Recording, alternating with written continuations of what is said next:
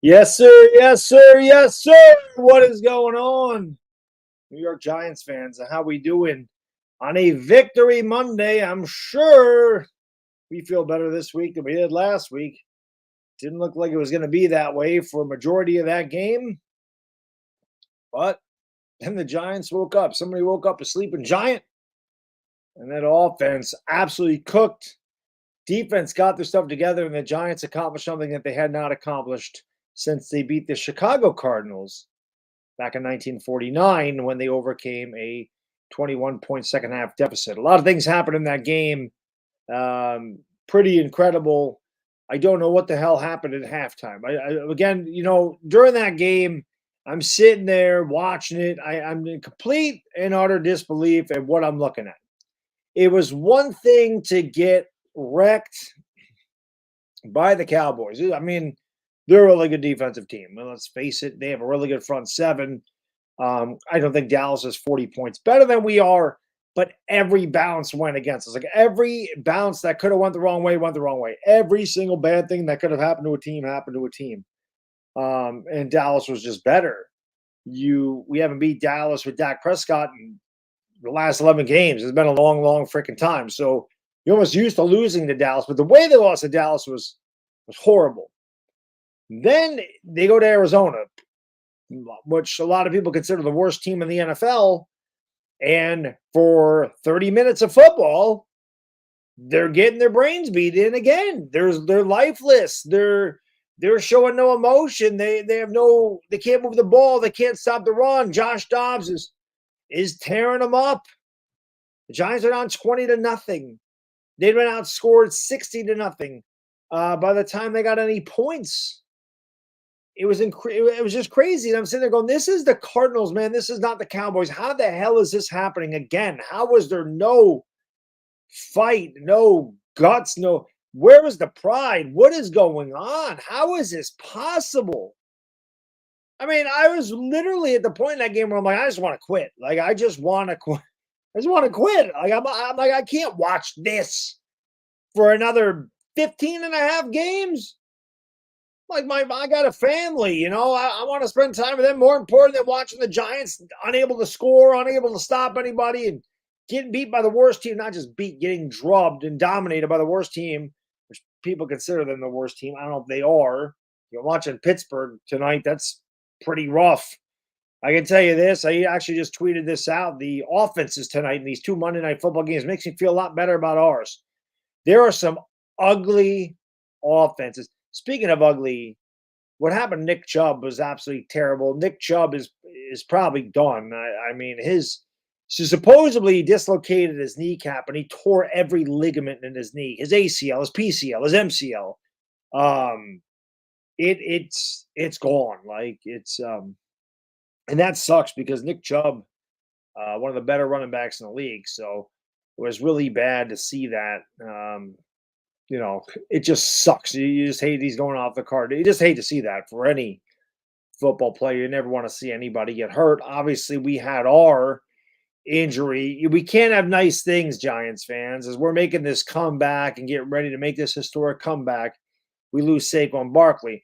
Now, Saquon Barkley was diagnosed with a lower ankle sprain, which is good news when you consider how many things that could have been. The way he got bent backwards, it could have been a torn a knee again, especially the way he reacted. It could have been a high ankle sprain, which the high ankle sprains are dreaded. They could take anywhere from 4 to 6 weeks. That's what he had a couple of years ago in Dallas when he just kind of got hit after the play and it was over. Lower ankle sprain is kind of week to week. He could be back in a couple of weeks. He obviously will not play on Thursday, but maybe by the time next Monday rolls around, October 2nd, against Seattle, he'll be ready to go.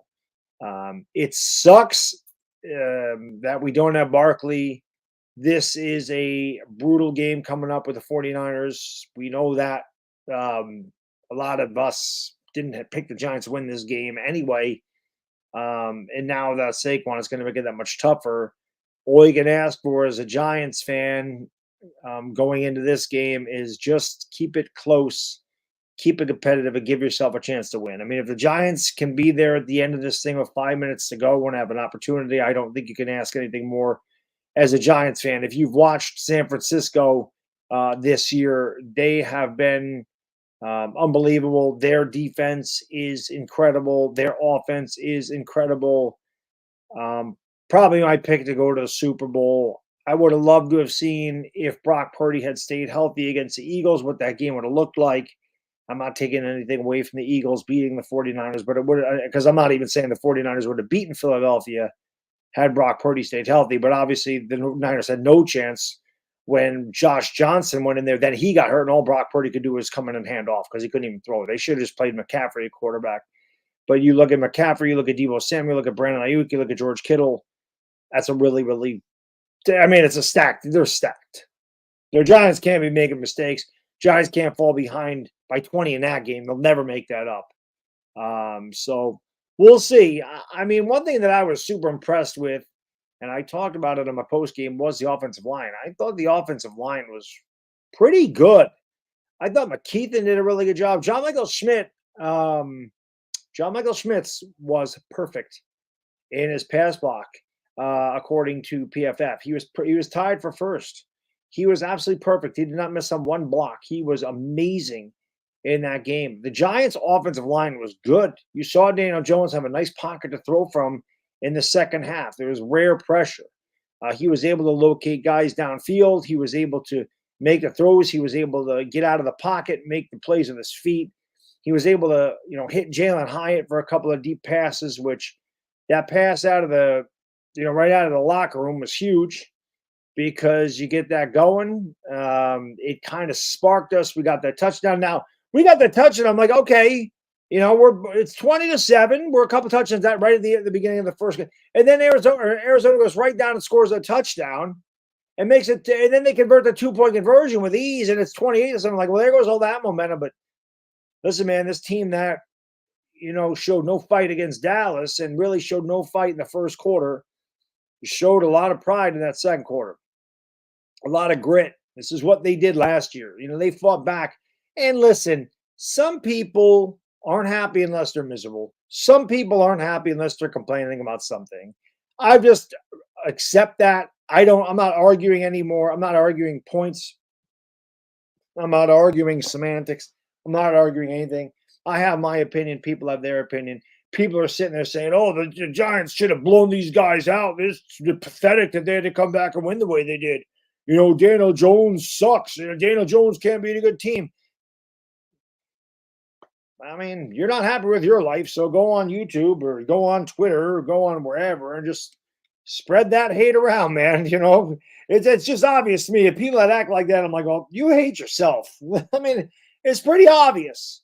So if that makes you happy, if you get joy out of knocking your own team when they win, for Christ's sakes, have at it. I'm done. You want to say Daniel Jones is garbage, you got overpaid, have at it. I'm not arguing anymore. I'm done with that crap. Life's too short. I'm not wasting my energy on that. Not happening. Then you got the other end of the spectrum. I had some idiot in my comment section in my post game says, oh, you take the joy out of it because instead of cheering for your team, Baddog, you dog your team. Yeah, when my team gets outscored 60-0 in 6 quarters, yeah, I'm pissed. What am I supposed to go? It's okay, guys. It's okay. I don't come from the participation trophy era. I don't come from that generation. I come from the generation, man. You go out there to compete. You're out there to win. You ain't out there to be out there. I was there. I get a participation trophy. Bullshit. That ain't where I come from. Not where I come from. My team's getting their ass kicked, and there's no reason for me to cheer them. Yeah, I'm going to dog them like most New York Giants fans do, like most New Yorkers do. That's the way we are. That's the way Philadelphia is. For crying out loud, Philadelphia went to the Super Bowl last year, and on their, I think it was their second offensive drive, and their first game at home, they got booed. The fans literally booed the Eagles on their second drive of the season after going to a Super Bowl.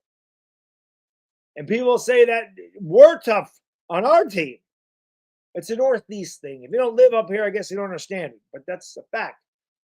It's a fact. It's just the way we are. We love our teams to death. We are going to voice our displeasure when they don't play well. We expect them to do better. So that's what I'm saying. It's up and down. You see all different types. But the people that piss me off, again, I don't care how you root for the Giants. You can root against them. You can say, I don't respect that at all. You're going to root against Daniel Jones and just go, I told you he sucked. I mean, if you're going to do that, you can do that. I don't really care. I'm not going to tell you what you can or can't do, but I don't respect that. I think that somebody thinks they're that important. Like, I don't know what they want on the internet. Or you want a cookie or something and say, oh, look at that. That nobody with no pick who blends into the wall, or who just blends into the crowd of millions of people. Oh, that particular guy was right. The hell do you get for that? So I won't understand that, but I'm not going to tell somebody how to root for the team ever. But I always love the fan police to come out and tell you how to root for your team. Those are my favorite people. Hey, you can't do that, Baddog. You can't root for them like that. You got to stop. You got to stop picking on the Giants, man. Hell, I do. I root for the team the way I want. You root for the team the way you want. I'm not going to put up with them getting their brains beat in by Arizona. It was one thing against Dallas. Arizona, I wasn't having. Luckily, we didn't have to have it in the second half because the Giants came from behind and won, and that was pretty freaking amazing. So we'll see. We'll see how it goes. But yeah, man, I appreciate you guys being here. I will have the Daboll video up tomorrow, reacting to Daboll. I don't know what the schedule is for this week. I don't know when we're doing Talking Giants. It'll probably be Wednesday. I'm guessing. I want to say Wednesday, maybe. I'd like to do it Wednesday, and then do the game Thursday. It'll be on my channel, and then hopefully Friday we can do one of these live streams here again. Hopefully it's Victory Friday. Long shot, but stranger things have happened. Well, listen, man, I appreciate you being here. Hit the thumbs up, hit the subscribe, ring the bell. I appreciate all the support you've been showing me on the videos. Post-game videos have done really well. A Dallas one I knew was going to do well. That's got like 60K, which is awesome. Appreciate that. Appreciate that from the Cowboys fans, too. I know they had a lot to do with that. So big shout out to the Cowboy fans that viewed the video. I was pumped, man. So my question now, the Giants aren't first 6 quarters of the season bad. We know they're not that bad of a team. We know they're not that bad. But are they that team that showed up in the second half? Is that who they are? See, I think they're somewhere in between. The offense doesn't worry me if we can protect Daniel Jones. I think, again, I don't expect 31 points and a half, but I think you saw a lot of what a lot of us thought that they could do when we picked up all these guys in the offseason, the Darren Wallers, the Paris Campbells, and drafting the Jalin Hyatts. I mean, I love that. You saw Darren Waller getting open. You saw them taking shots down the field. Again, the Giants aren't going to be a team that drops back 45 times and chucks it around the field. But you're not going to see all these dump-offs. And people are talking about that against Dallas. Well, I mean, if Daniel Jones has no time to throw, how can he locate receivers downfield? Like, I always get these guys that are like, oh, he's a one-read quarterback. He's a one-read quarterback. Does he ever have time to actually be a two-read quarterback? When he does, seems like he does okay to me. He had 380 total yards and 3 touchdowns, and his only turnover went off the hands of Saquon Barkley. So, I don't know. I don't say, but what I am happy about is that they did come back to win that game. They are 1-1, which, again, a lot of people thought that's where we would be after 2 games, and it doesn't matter how you got there. You're there. You're there. Brian Daboll talked about keeping Daniel Jones in there when it was 40-0 to try to build some momentum going into Arizona. Well, if there is a such thing as momentum going into a next game, I don't know how you can't build off the momentum that the offense showed in that second half. I don't care if it's San Francisco or not. Now, I don't believe in momentum carrying forward. I do believe that if you come from behind and beat teams, that you do have a confidence that you can continue to do it. And I do believe that confidence goes a long way. But all it takes is for Nick Bosa to get a couple of hits on Daniel Jones or Warren or any of these guys. The Niners are really good, and then the Giants have to revert back to Dinkin and Duncan, and they don't have Saquon Barkley. That threat's gone. This is a tough it's a tough game for sure. What concerns me, the offensive line concerns me. Obviously, it's weak. It played better against Arizona. And again, listen, Arizona's no slouch defensively. I mean, they sacked Sam Howell 6 times. They turned him over a couple times, and Sam Howell tore apart. I mean, Denver's a crappy team, but Sam Howell had a really good game against Denver. I mean, Washington put up 35 against Denver, but they barely squeaked by Arizona.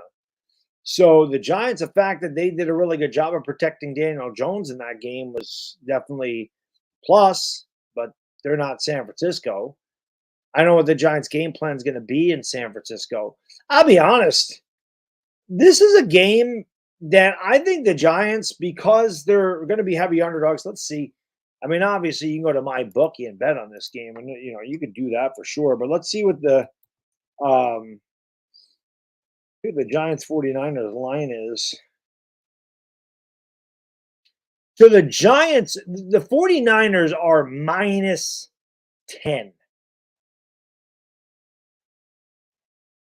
So the Giants are a 10-point dog in this game. So when you're that big of an underdog, normally I'm a guy that's going to say, "Oh, sit there and control the clock and just don't turn the ball over," like Kenny Pickett almost did. Boy, Kenny Pickett sucks. Holy shit, is he bad? Wow, is he bad? He was the only quarterback drafted in the first round a couple of years ago. That's how bad that class of quarterbacks is. Desmond Ridder ain't nothing in Atlanta either. He's no good. That freaking draft, that's got to be one of the worst quarterback drafts ever. This one coming up this year, 2024, has got a lot of heavy hitters in it. But obviously the Giants can't make mistakes, but this is a game where I would sit there and say, you know what? Take a lot of chances. Like that. What a horrible throw. Kenny Pickett is horrible. Put Mitch Trubisky in there, man. He's still on the team, right? He's still on the team, isn't he? Boy, he's bad. But so the Giants, I would take some shots on offense. I would take some deep shots. I would do it. I would try to stretch San Francisco, man. I don't know what else you're going to do. San Francisco is going to come in there and probably expect you to, they'll probably play up, a close zone or whatever, and they'll make Daniel Jones beat him over the top. So Daniel Jones is going to have to beat him over the top. That was a nice throw there.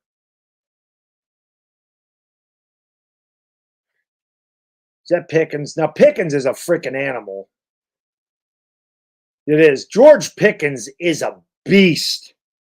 George Pickens is really good. If he had a good quarterback to throw to, it'd be amazing. It'd be amazing.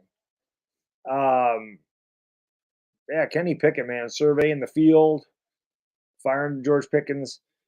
But I am concerned about the defense, without question. The defense worries me quite a bit. We've got no pass rush.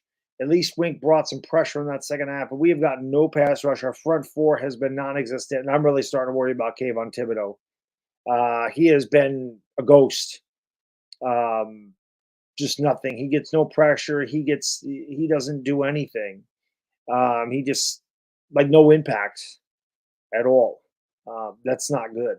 So I don't know when it'll ever come around for Thibodeau. I still have hope. I mean, I'm not giving up on him. It's only what I don't even know how many games he's played in his career because he missed a few games last year. But I don't know, man. I am more concerned about the defense because even though we beefed up the defensive line, you saw that Arizona still ran the ball down our throat that first half. So Giants were still getting mauled, like they were getting bullied up front, and then they started to play for the run in that second half. Again, Wink made good adjustments. So I don't know. It's pretty good. It's pretty good. But hopefully Kayvon turns it around. But Kayvon's been bad. You know, Kayvon is not shown up yet. He's shown flashes. I mean, we saw that in the Washington game. We saw it in the second Dallas game. We saw it in Indian against Indianapolis. He's shown flashes, but he's inconsistent. I think that's the problem with a lot of them. I think our secondary is pretty good. Honestly, I think the rookies have been great. I think Deonte Banks. I mean, I know Hawkins had a pass interference. He's had a couple of those, but that's going to happen to a rookie. But I feel like they've played pretty well. Bobby Okereke played a lot better in the second half too, because we really hadn't talked about Bobby Okereke at all.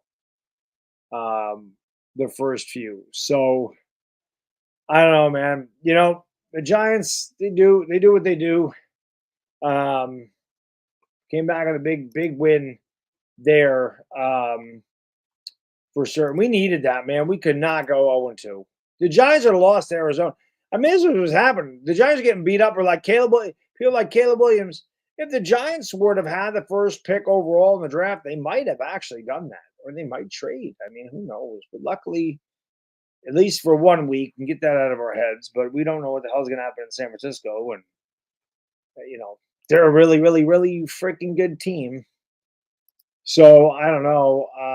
Daniel, thank you for remember for 3 years. That's what he says.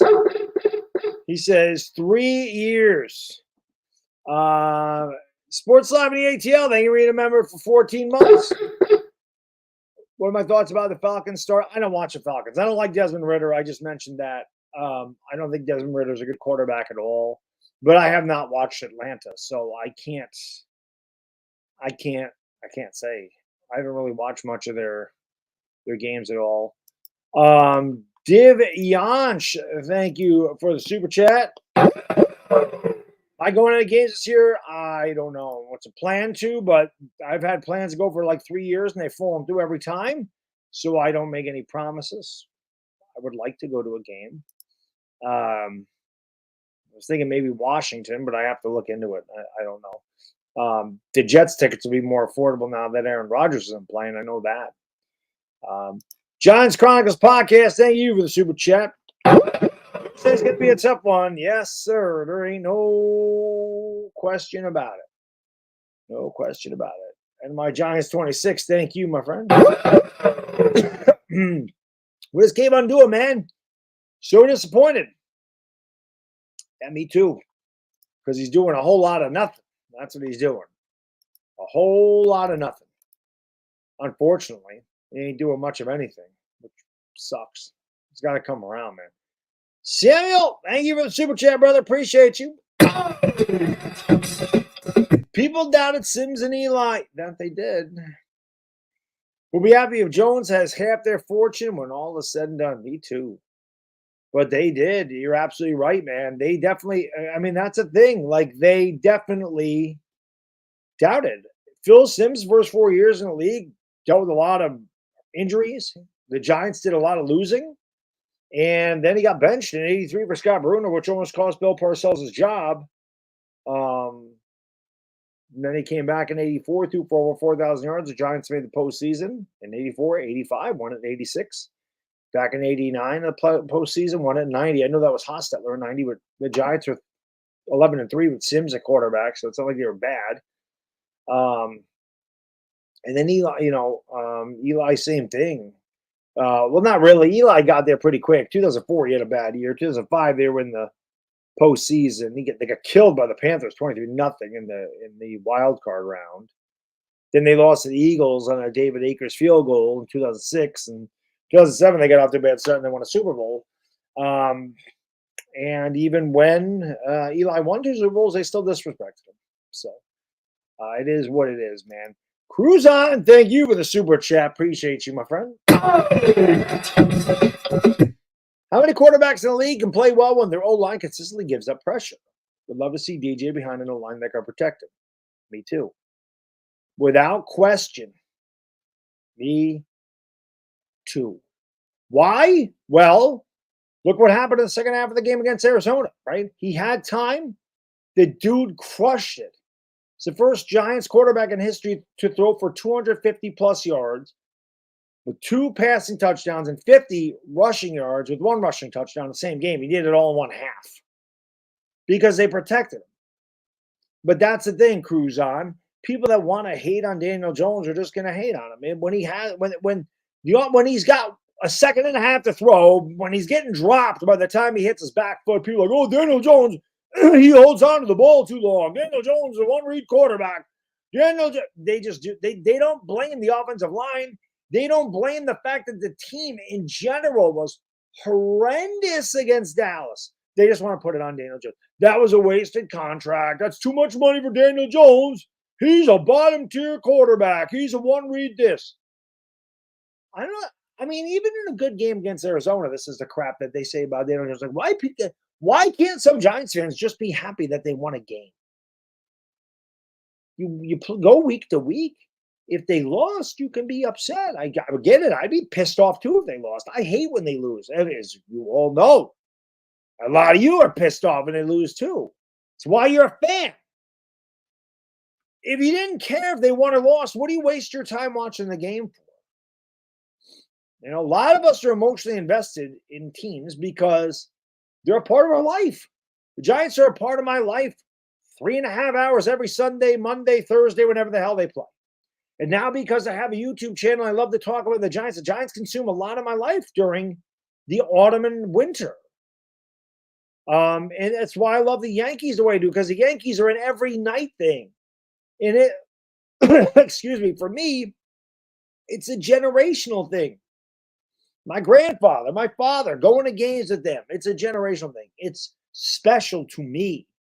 It is a family thing. It is a family tradition. And the Yankees and Giants, to me, are family. So I love them to death. But again, like your family, you can criticize your family. It doesn't mean you love them any less. But you can criticize your family. But some people, man, they just have it in their mind, Cruise on, that Daniel Jones ain't the guy. We didn't want him to be the guy. We wanted someone else at quarterback. We didn't get what we wanted. And now we're going to bash him every opportunity we get, whether he deserves it or doesn't. That's where some people are, which is terrible. Big Moo. Thank you so much for the super chat, brother. So, thank you for being a friend. You got it, brother. Thank you for being a friend. I think Big Moo, even though Big Moo made me that offer, I couldn't refuse. I think Big Moo likes that song a little bit. I think he likes it a little bit, quite frankly. I think Big Moo, I think he likes being a friend, quite frankly. The Giants, they did wonderful things in the second half. They came on Daniel Jones. He went into the phone booth. He went in there. He was Clark Kent. He came out. He was Superman, quite frankly. I saw a cape. He took that 8. He took a couple of lines off it and turned it into an S. He carried the Giants. I heard he got a good rub down. His shoulders were sore. He carried the whole team. He was looking amazing. Daniel Jones, big, strong guy. I love strong guys. I love freak athletes. Well, not that Daniel Jones is a freak athlete, but you know what I'm saying? Daniel Jones, he's going to lower your gas prices. That's how good he was. I'm a lunatic. By the way, let's roll into we got to pay some bills here real quick. So, again, the Giants play on Thursday night. They're a 10-point dog. If you want to go and bet some money for the Giants against the Giants, you want to bet the over-under, whatever you want to do, you want to go to mybookie.ag. No matter what the hell you want to play, go to mybookie.ag. Right? They got NFL, college football, and a brand new cash-out system to give you the best options to bet and win. To get started, you just go to mybookie.ag and register for a free account. When you make your first deposit, just make sure you enter the promo code Baddog, which is just Baddog. It's one word. You're going to get a welcome bonus on the house. So you've already won. When you sign up there and just enter that code, you already got free money. I mean, you already win. And, actually, they're also giving away a limited time free chip to the MyBookie casino because they just opened up a casino. So you want to play some slots, you want to play some roulette, some blackjack, whatever you like to do, you can do that on mybookie.ag as well. And again, just enter that promo code Baddog, and you will be able to get that free bonus. And they have something coming this week, so they're gonna have something new coming up. I got waiting for my ad read for that, but they have a new promotion running. And you can bet anything, anywhere, anytime, mybookie.ag.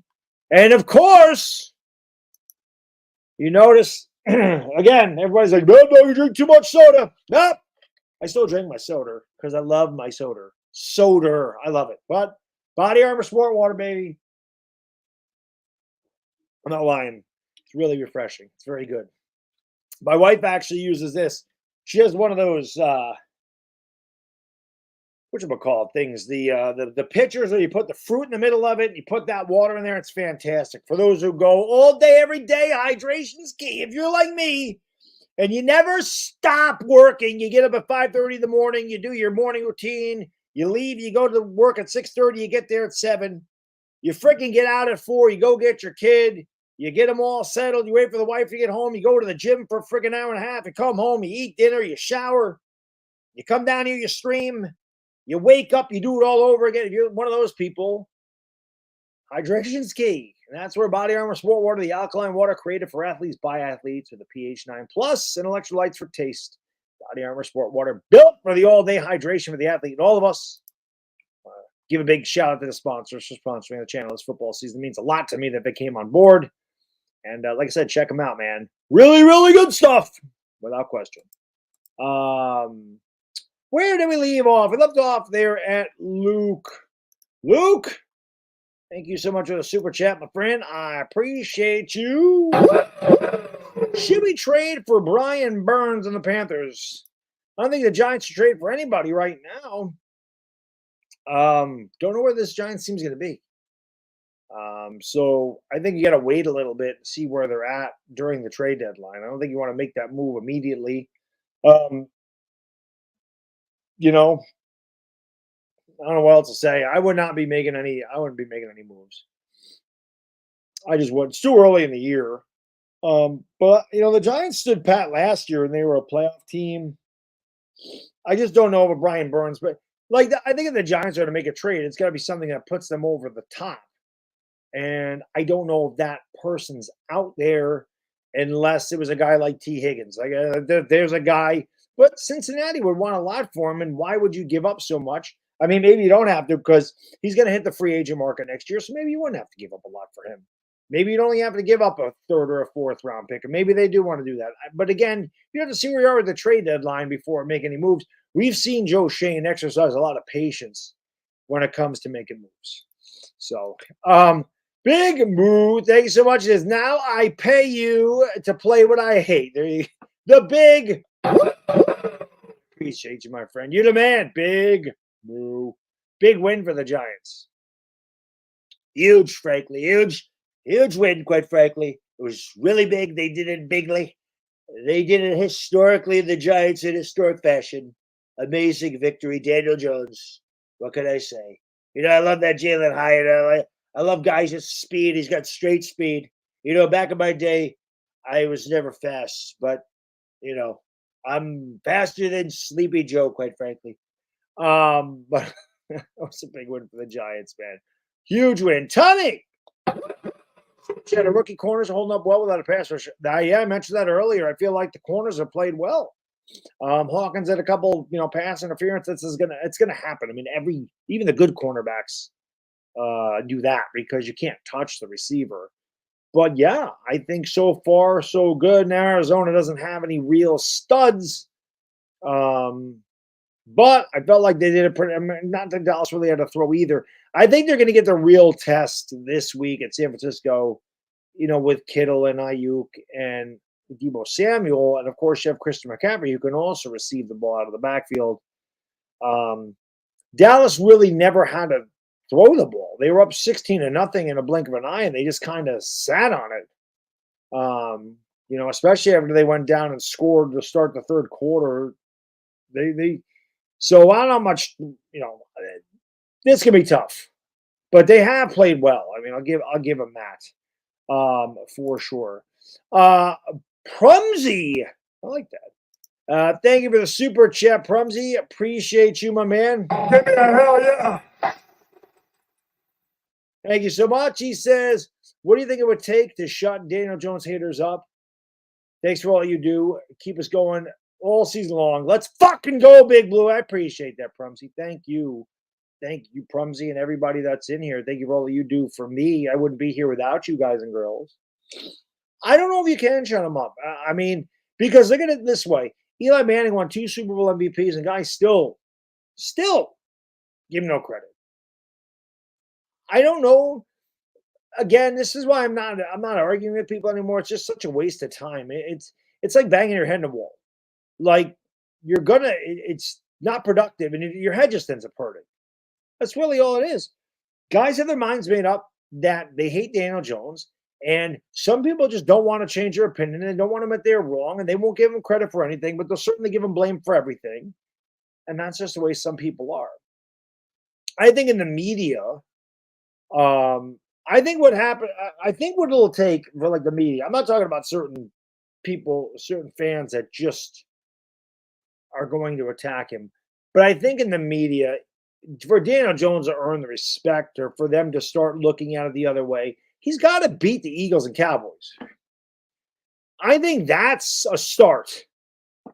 I mean, if he wants to shut these critics up about things, he's got to beat good teams. Now, I think Minnesota was a good team. Oh, that's Minnesota. Minnesota's defense sucks. Minnesota was 13-4 last year. That's a good team. Washington, he was 1-0-1 against them. So like they were a terrible team. They weren't a great team. They weren't a bad team. They beat the Packers. They beat the Ravens. I mean, they beat the Titans. Like they beat some decent teams last year. But he doesn't beat the teams in his division. And I think that's the big one. If he can beat the Eagles and the Cowboys, then I think you're going to see people start to say, okay, he can beat those teams. Probably that's what I think he needs to do. I think he needs to beat the teams in his division. And then some of these media critics may change their thinking on Daniel Jones. As far as the fans that just have it out for him, they're not going to change their mind. You can't make them either. There's no debating with somebody. Listen, man, you can't argue it's stupid. That's just the way it goes. So don't hurt yourself trying to argue with somebody that's never going to, that's closed-minded, because it's going to go nowhere at all. This Pickens guy is a beast. I'm going to lose my fantasy week this week, but I have George Pickens on my team. I just know that's going to pan out big time this year at some point. Well, I lost because the guy we played had an incredible week. Russ Robin, thank you for the super chat. This defense needs to improve and prevent touchdowns. You know what it needs to do? It definitely needs to improve. There's no question about that. It needs to. Well, Kenny Pickett sacked again. But it needs to stop the run. Like they're getting gashed up front again. They need to just stop that. They need to stand these guys up. They need to win at the point of attack. They need to win at the line of scrimmage.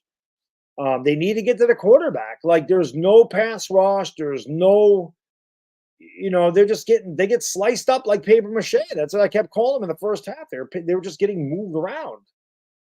It was like these guys just picking up a child and moving them back 10 yards. It was really bad. Somehow this game ended up being 22-19. It's crazy, and it's still early. Christopher, my man, thank you for the super chat. Appreciate you.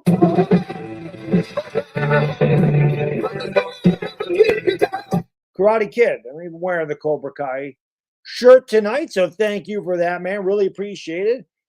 He says, Baddog, what the hell happened to this team from the end of last season to this season, and should Daboll continue to call the plays? I really wish I knew what the hell happened from the end of the year to the beginning of this year. I really do. I wish I knew why they came out so stale and like tired and looked unprepared and not ready to go, like they didn't practice or they hadn't. I really wish I could tell you because Tiki, that wasn't Tiki. It was Tiki, I think. It was Tiki Barber that said in his day they did the 2-a-days, they played in the preseason and it hurt the Giants. And I understand that, but no team really plays their guys. Now the only thing I could say is there was a lot of new parts to the Giants, and perhaps reps would have been better for them. And I know they might get hurt. They might get hurt. But look at Barkley got hurt in game 2. Like, it can happen at any time. You can't play scared. I don't want these guys playing one half of football every preseason game, but I think that they should have got more drives than just one. Maybe you get a drive a game. Maybe you get a drive in the first game. You get 2 or 3 drives in the second game. And maybe you get a drive in the last game. I don't know. I really don't know why they came out the way they did. But as far as Daboll continuing to call plays, absolutely. I mean, just look at the difference in offense when Daboll called the plays. Daboll was like, take some shots. Take some shots. Start throwing the ball down the field. We're down by 20. We got to make a move. Can't be nipping and tucking and getting 3 yards in a cloud of dust. There's really no reason for a quarterback to drop back and have these guys pass protect for him to throw a 4-yard pass. So the first play of that half, they opened it up immediately, and it made a big difference. I actually think that caught the Cardinals by surprise. I really do, because the Cardinals were, they were all up at the line of scrimmage. They were stopping Barkley. They knew Jones wasn't going deep. And all of a sudden, there's my guy, Jalin Hyatt, who I love, and we know that. Okay, I mean, I've been pumped up about Jalin Hyatt, and I'm a defensive guy, but I've been pumped up about Jalin Hyatt all offseason. You guys know this. I'm just like, I just want to see the kid run because we haven't had that type of burner in forever. And he ran right by the defense, and he had a 58-yard bomb. And then he had a 31-yard bomb later in the day where he went up and high pointed the ball. So he had 2 catches and 89 yards. But I think that kind of caught the Cardinals off guard, and then all of a sudden they were kind of back on their heels, and Jones was able to work underneath because Hyatt made him pay deep, and Slayton made him pay deep a couple times too. So I think they started to get weary of the Giants getting over the top of their defense, and it opened everything up for Darren Waller underneath. So I don't know, but this first 6 quarters are behind us. So just look at going forward, right? Look at the last 2 quarters. That'd be awesome. That was a hell of a comeback, man. I still can't believe it happened. I watched in disbelief as Dallas kicked our ass 40-0. Like it was not that Dallas won. It was the way that they won. And then I watched in utter disbelief as the Giants were getting beat 20-0 at halftime. So the Cardinals were right on pace to do exactly what Dallas did. And then I sit there in utter disbelief and said, I can't believe the Giants just came back and won that game because they showed no signs of it. And next thing I knew, there they were. It was a thing of beauty. Daniel Jones has that in him, man. We've seen that. Daniel Jones has that capability to bring this team back. We saw it 5 times last year. It's a big reason why I gained all the confidence in him that I did, because people know. People that have been with me for a while know going into last year, I didn't think he was the guy. I didn't think he was the guy going forward. I thought the Giants would walk away from him. And he made me a believer. He didn't have to have great stats as far as passing goes and all this other stuff. He didn't have to. He didn't have to light up the scoreboard. He did what he had to do to win with not a lot of talent in a new system. And he showed a lot of ice water in his veins, and he had a lot of comebacks, and he played extremely well in the playoff game. So when the moments were big, Daniel Jones stepped up. And to me, that's what you want in a quarterback. Eli had that. Eli was a guy that could be having the worst freaking game you've ever seen. And then, when the chips were down, you needed a drive to win a game, he was there. But Daniel Jones got a little bit of that in him. So, I'm supporting Daniel Jones from here on out. If he plays bad, I'll say he played bad. I'm not going to sit here and make excuses for him. He played bad against Dallas, but everybody played bad against Dallas. It wasn't just Daniel Jones. But if he plays bad, I'll say he played bad. But I'm not giving up on him. And I'm not going to sit here and knock the guy and just say he's not the guy or whatever, because he's here for the next 2 years. So whether you like him or don't like him, you're going to have to deal with it. Emilio, thank you for the super chat. TJ, first NFL history to do all that in one half. It was a hell of a half, brother. It was a hell of a half. And we needed it badly. We needed it really, really, really badly. Really, really, really badly. We needed it very badly. Very badly indeed, quite frankly. We needed it big time. It was really big. It was huge, quite frankly. Huge. We loved it. We loved it very much. We'd love to see it. My guy, Prumsy. I like that name, by the way. Prumsy. Give me a hell yeah. Thank you so much, my friend. I appreciate it. He says, which players are you generally concerned about being a potential bust? Which players are getting shit as an overreaction? Also, you think Dable? I do think Dable called the plays the second half. I honestly do. I've never seen Dable put the thing over his mouth before. First time I've seen him put the card over his face, and that has been speculation all the time that he called the plays. I mean, everybody's said that. So I think that he did call the plays. I mean, I'm concerned about Neal, definitely, because you really need bookend tackles. I'm really, really concerned about Evan Neal. And again, Thibodeau has been kind of not good. Aziz looks like a total bust. I know he was a second rounder, but he can't stay healthy. Can't stay healthy at all. I mean, that's a problem with a lot of our guys. They just can't stay healthy. Which players are getting shit? Well, Daniel Jones always gets shit as an overreaction. I think he's always the go-to guy. I think he's always the scapegoat when the Giants play poorly. I think people just want to blame him. But I think he gets it more than anybody, honestly. I'll be honest, Prumsy, I don't know if anybody else really gets criticized as an overreaction. Jones does, though. They love to kill Daniel Jones. They love it. They just love it. They eat it up when he does badly. I don't know why. I mean, I get it from the Cowboys fans and the Eagles fans and the Commander. I get it from his own guys. Friendly fire. I don't quite understand that. Johnny, thank you for super chat. Appreciate you, brother. He says, Stella! Baddog getting times. Outplayed Hurts so far. It don't matter. You're 2-0. We're 1-1. That's all that matters. Throwing the ball, do you think Hurts has trouble reading defenses, or is he better RPO? Well, remember, Hurts is a new offensive coordinator. So it takes time to get used to the system. He hasn't looked very good. I mean, I'll be honest, but it's 2 games in the season. I don't think you can really read too much into it.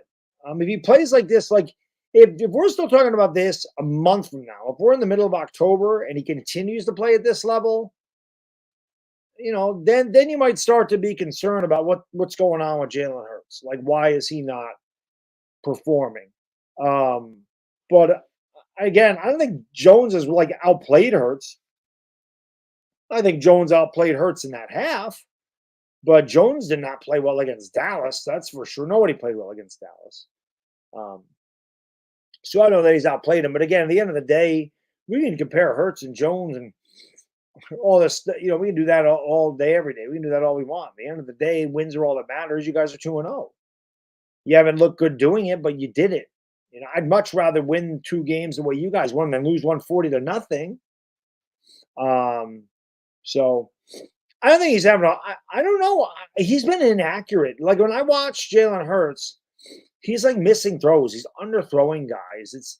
He's throwing behind guys. It looks like his timing's off a little bit, to be honest. But I wouldn't worry about it so soon. Again, another guy didn't play in it right, the preseason. So, I wouldn't be too concerned about it. I think he'll be fine.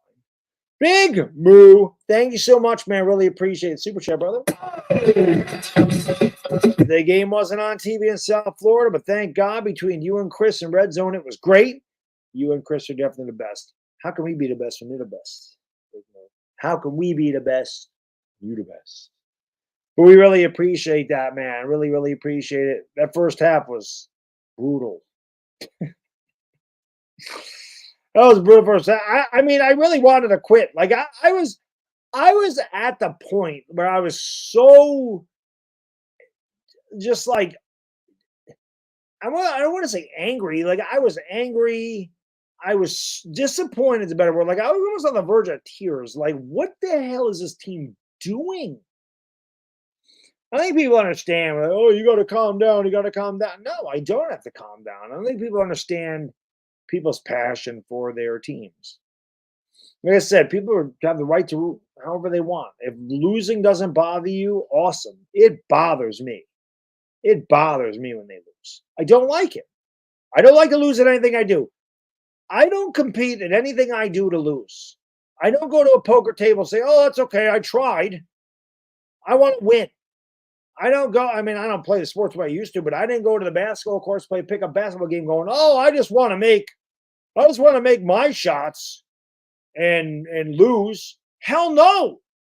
I wanted to win. When I stepped onto the football field, I wanted to win. This wasn't about, oh, I care about my stat. I didn't give a damn about I wanted to contribute to helping them win. I certainly didn't want to contribute to helping them lose. I didn't want us to lose because of me. But if I had a good game and the team lost, I didn't give a shit. Even when I was a really good bowler. I was a great bowler. Like I was a really good bowler in my day. And I can tell you, man, there was days, on the school team, I shot 299. One time we lost. Who cares that I shot 299? We lost. I wasn't happy. That I don't like. So when I root for a team, no, I'm not physically playing. But I put my heart and soul into those games. I put my heart and soul into these streams. I want them to win. I want to be able to say my team is better than your team. That's part of my competitive nature. I don't watch games. I don't play games. I don't do all this stuff. At least I showed up. That's just not my personality. I wish I didn't care so much sometimes. I really do. Sometimes I wish I didn't care. Sometimes I wish, like when we lose to Dallas 40-0, I wish I could just brush it off and go, oh, ho hum. They lost. I'm going to go right to sleep. Instead, I'm up till 2:30 in the morning and I get 2.5, 3 hours of sleep because I'm so pissed. I wish it didn't bother me, but it does. That's just my personality. It is what it is. But we're here for you, Big Moo. We appreciate you guys and girls being there for us because Lord knows we have games like the one in Dallas in that first half in Arizona. We needed you guys. Without question. JC, my guy, Yankee fan. Welcome back to Dog Pound, brother. Appreciate that. How about Yankees can't have anything nice either? The Martian comes up, killing it. The Martian's killing it. Torn UCL, out for a year. It's a beautiful thing. The Yankees just can't, so stupid. Yeah, Yankees, New York sports, man. It's been rough. Jets, Aaron Rodgers gets one series out for the year. Mets completely fell apart this year. Yankees, worst year they've had in God knows how. Giants, 40-0. I don't need to say much else. It's been brutal here. Been brutal. Hopefully it turns around, man. It's been tough being a New York sports fan. It really has, without question. Behind the Fiends. Thank you so much, man. Appreciate that. He says, aloha, Baddog from Honolulu. You think what turned the game yesterday was Dable took the leash off Jones? Yes. Yes. I think that had a lot to do with it. I really do. And like I mentioned, I don't know if you were here when I mentioned this, I think that deep shot to open up the second half, I think it surprised Arizona. Because the Giants had not thrown a pass like that the entire season. And I think Dable probably said, listen, go out there and sling the damn ball around. Stop doing we got nothing to lose. This isn't working. Throw the ball down the field. Start throwing the ball. Have some confidence in your receivers and yourself. Throw the ball down the field. And we did. We saw a lot of chunk plays in that second half. And I think Dable is going to call the plays against San Fran. Now, this is not Arizona. There's no Saquon Barkley. And the great thing about a Thursday night game is we just finished watching a game. We're doing this stream. We have the Dable press conference tomorrow. I'm going to try to do Talking Giants Wednesday, and I got to work a 12-hour day. I have a lot of overtime at work. I've been working it's just a lot of work. It's just a lot of work. I can tell you when this week's over, I am just going Friday night. I am just going to go to sleep, and I am not going to wake up until Sunday morning.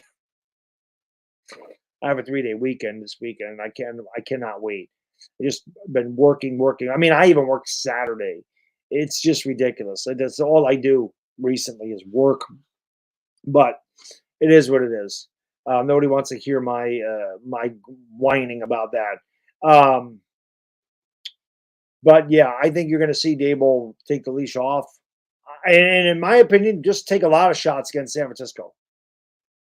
Just take a lot of shots. Just try to stretch them out. Try to hit a deep play because you're not going to run the ball against them. You're not going to beat them up front. We haven't beaten anybody up front this whole year. You're not going to beat them up front. You're not going to be able to run the ball. You're not going to be able to have these quick slants that go for, a 3-yard slant that goes 35 yards. You're probably not going to be able to run screens or bubble screens. You might as well just try to take the top off the defense with your speed. Let Paris Campbell out there, Daniel Jones, Darius Slayton. Let them go. Just let them run.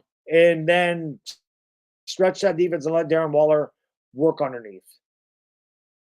Or Matt Breida out of the backfield, whatever. I'm sure we're going to see some Eric Gray in this game. It'll be interesting to see if he does anything.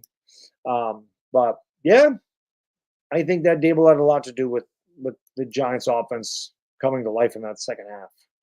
James, thank you for the super chat. Appreciate it. He says, prediction we beat the 49ers. That would be unbelievable. That'd be the best victory stream. Well, no, not the best one I've done because the best one I did was beating the Vikings in the postseason. Beating the Eagles would be a good one, too. But and I hope you're right, James. Honestly, I don't see how we beat San Fran. This is a really nice win against Arizona, but it is Arizona. San Francisco is one of the best teams in the NFL. Now, if the Giants ever found a way to walk out of there with a win, then you should go into the rest of the season going, there is not a team that the Giants can't beat. Because if you went into San Francisco in a short week and beat that team without Saquon Barkley, then as a Giants fan, you should get some confidence. I personally don't see how they do it. But Lord knows I've been wrong before, and hopefully I'm wrong here. But all I can say, James, is I want the game to be close. Just be close. Just give us a chance to win it at the end. Just 5 minutes ago, just a one-possession game, just give us a chance. I just want a chance. I just want a chance. I don't want it to be like Dallas. I don't want it to be like it was in the first half at Arizona. I don't want to be down 27-7 in the fourth quarter and the game already decided. Just give us a chance.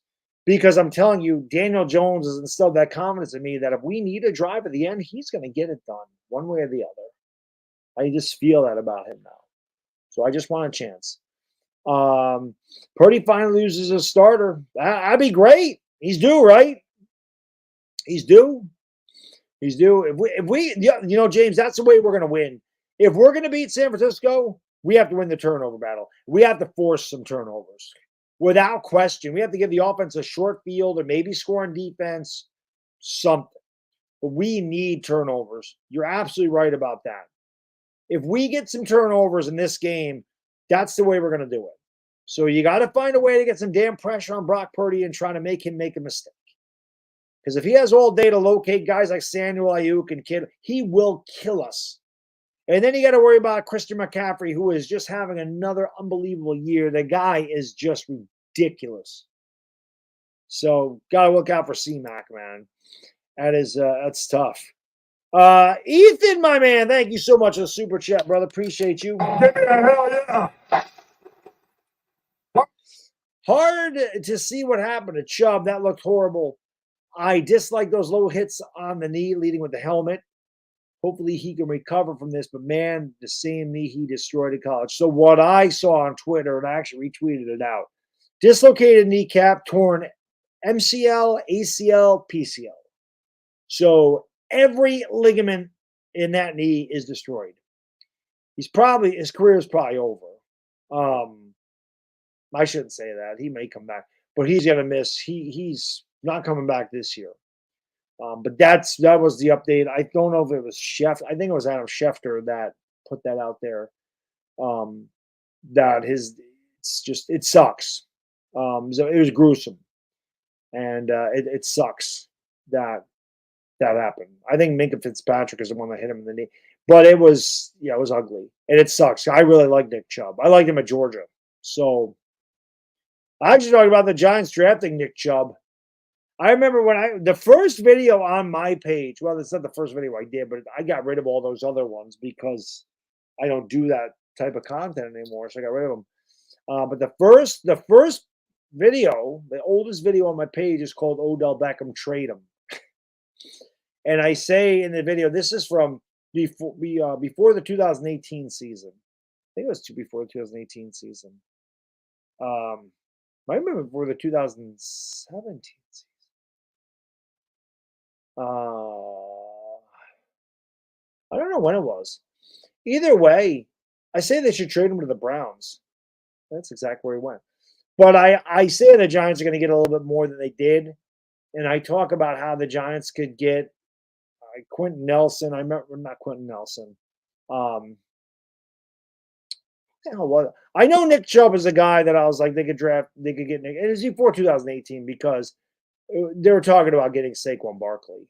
So it was before 2018 season. It was probably March of 2018. I made that video, and I was talking about they could get Nick Chubb. I remember mentioning Nick Chubb, and maybe Bradley Chubb was the other one. I forgot who the hell the other guy was. I just talked about getting Nick Chubb at the beginning of the second round with one of Cleveland's picks, because we would have had 4 early picks. We'd have like 4 top 32 picks or top 33 if we made the trade that I wanted to make. Whatever it was. It just sucks that he got hurt. Don't like to see that at all. You hate to see that for any player. John, they have a super chat. Skins fan here. Congrats on a hell of a comeback. Thank you, sir. We needed it. Hey, man, your Skins had a hell of a comeback, too. You guys are down 21-3 in Denver, where you never play well. That was looking like it was over. And then, of course, Russell Wilson. As a Skins fan, you have to be sitting there going, you've got to be kidding me that ball got deflected up in the air and they scored on a 50-yard Hail Mary. They don't get the 2-point conversion, but still, that was a hell of a comeback by Washington, man. You got to give them credit. I thought that game was over at 21-3. I didn't think they were coming back to win it, but they did. It's a good win for you guys, too. Money Monkey Man, they have a super chat. I was quoted saying to DJ, just throw it. Yes, I heard that. He said, just throw it to me. I'm glad Daniel Jones listened. He needs to do that more often this week. I want to see them take a lot of shots. I want to see them gamble again. You have to. You're not as good as San Francisco. Giants have to take chances in this game. Can't play this one close to the vest. Against Arizona, you play it close to the vest. They didn't have a chance to at the end. They had to sling it around. But you figure a team like Arizona, you play it close to the vest. You're better than them on paper. You don't take the chances. You don't take the risks because you figure you can beat them straight up. When you're going against the San Francisco, who you are not nearly as talented as. No, the most optimistic Giants fan cannot sit here and with a straight face tell you we're as talented as San Francisco. I know there's a team in the league as talented as San Francisco. So you're going to have to break out all the stops, figuring you're a 10-point underdog. You have nothing to lose. Chuck the ball around the field. Dead ass serious. That is never my philosophy going into a game. That is my philosophy going into this game. Chuck the ball down the field. Take some chances. Like Bill Parcells said to Simms in '86 against the Vikings. Take some chances. I don't care if you throw 4 interceptions. Take some chances. Maybe you get a pass interference. Maybe you get a big play or 2. You cannot play this close to the vest. You have to think outside the box against the San Francisco, especially without Saquon there. That's what you got to do. So get her done one way or the other. Richie, long time no see, buddy. Hope you're doing well. Our Yankees are not, but good to see you, man. My man, Richie. Hell yeah. Thank you so much, brother. He says, if the Giants were to be an AFC East team, how much do you see them in the rankings? I imagine second or third place right behind the Bills. while still having Josh Allen as their main quarterback. I think the Giants would be behind the Miami Dolphins, too. The Dolphins are a really good team. As a matter of fact, when I did the predictions on the NFC East roundtable with the guys, I picked Miami to beat this entire division. I picked every team in this division to lose to Miami. I am very high on Miami. Very high on Miami, to the point I think they have a chance to go to the Super Bowl. If Tua is healthy, that's a big if. But if Tua stays healthy, I honestly think that team has a chance. They definitely have a chance to win the division. I honestly think they're the best team in the division. I really do. Now that I thought they were better than the Jets. Anyway, not by much. Now I do. And I think they're better than the Bills. I really do. I think the Dolphins are better than the Bills are. The Dolphins are that's a really good team. It's a fun team to watch. Guys like Tyreek Hill. And I love Jalen Waddle. When Jalen Waddle came out of the draft, I said he was the best receiver in that draft. He was my favorite. I thought he was better than Jamar Chase. I love Jalen Waddle. I just like those guys that can run really fast. Those are my favorite guys. I mean, I was a sprinter. Not that I could ever run like that. But I love the guys that just run away from everybody. Because I'm amazed that human beings can move like that. That somebody that from my species with 2 legs can run as fast as an animal with 4, like a dog. Like these guys run faster than dogs, cats, whatever. Not a horse, obviously, because horses are stupid because they're so huge and strong. But I'm just amazed that these guys can literally outrun pets. It's insane, but they can. They run like freaking 25 miles an hour. It's like driving through a school zone. Like they get a ticket because they run too damn fast through a school zone. I like those guys. Johnny! Thank you for the super chat, man. Appreciate you. He says, well, at least New York teams didn't lose championships last year. Well, I would have liked to have gotten there. We did, though. We lost the American League Championship Series. You're not like Dallas. No, we're definitely not like Dallas. And Washington with decades of, that's true. I mean, we were not that bad, especially Washington. Washington they can't do anything. I think they've had 3 double-digit win seasons since their last Super Bowl, which was 1991. You're talking 30-plus years. They've had 3 years where they won 10 or more games. And they might have only won like 3 playoff games. It's not good. Dallas just underachieves every year, which is always funny, but they're always good. Like Washington's not good, ever. They can be mediocre. They've won the division by default a couple of times in 2012 and in 2020, but Dallas is at least like a good to really good team every year. Washington not there yet. New ownership may change that. It helps when you get rid of a crappy owner. That's for sure. So Washington fans should be happy about that. Big even Sunday or Thursday. That's right. I'm just not expecting it. I would not be going to MyBookie.ag and putting money on the Giants' money line. I can say that. But you're right. We saw that. If we have seen it with any team big move, we've seen it with the Giants. I mean, how many times have people like, Giants got no chance, the Giants got no chance, the Giants suck. There's no way they're going to beat the Patriots in Super Bowl 42. There's no way they're going to beat the Niners in 1990. There's no way they're going to beat the Bills in Super Bowl 25. They got no chance. And they do it. So if anybody knows about any given Sunday or Thursday or Monday or any football day, any game day big move, it's the Giants. So we got to hope San Francisco doesn't play their best game. We got to hope the Giants do. And like I said, to James, we have to win that turnover battle. Not gonna lie, this water is really freaking good. You guys got to get yourself some body armor or sport water for real.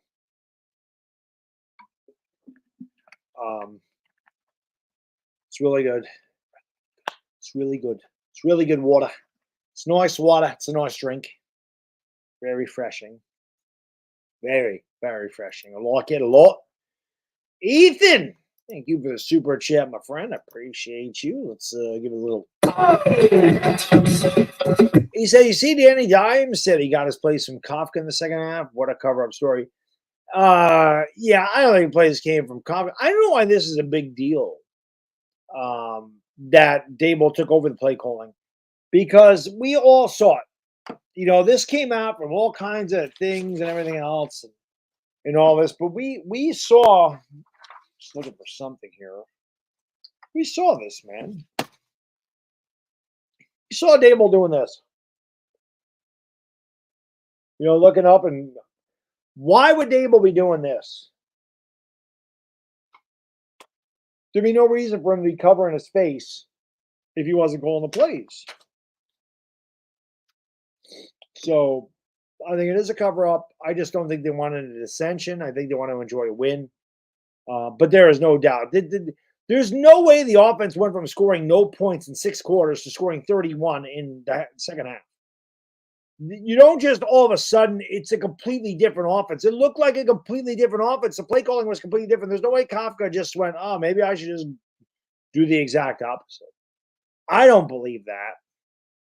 I don't believe it. Ooh, I don't believe it. I don't believe it. I don't believe it.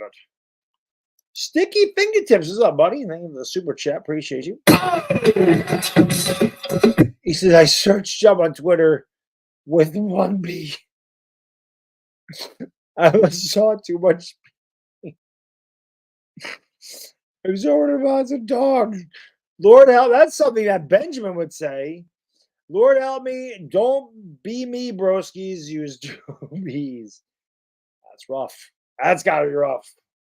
That's probably rougher. It's probably rougher to see that than the actual injury. That's got to be tough. That's got to be tough. Legend Coaches. Thank you for the super chat. Appreciate you. Dear DJ Haters. I like it. He's being very kind, starting off the super chat with a very kind. No quarterback in NFL history has passed for 250 yards, 50 yards rushing, 2 passing touchdowns, and 1 rushing touchdown, and 0 turnovers in a single half ever. It was an amazing half.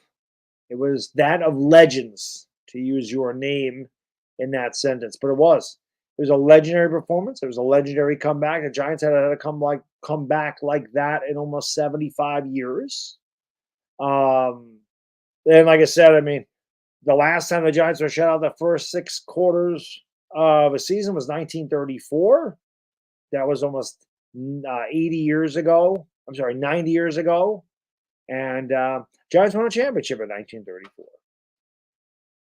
I'm not saying they're winning a championship this year, but 1934, they did win a championship. That's how much I know my Giants. I can tell you every year they won a championship. 1927, 1934, 1938, 1956. And then, of course, 86, 90, 07, and 11. 8 championships for the Giants. 4 NFL titles, 4 Super Bowl titles. Just waiting on number 5. I've seen all 4 Super Bowl titles. I would like another 4, at least.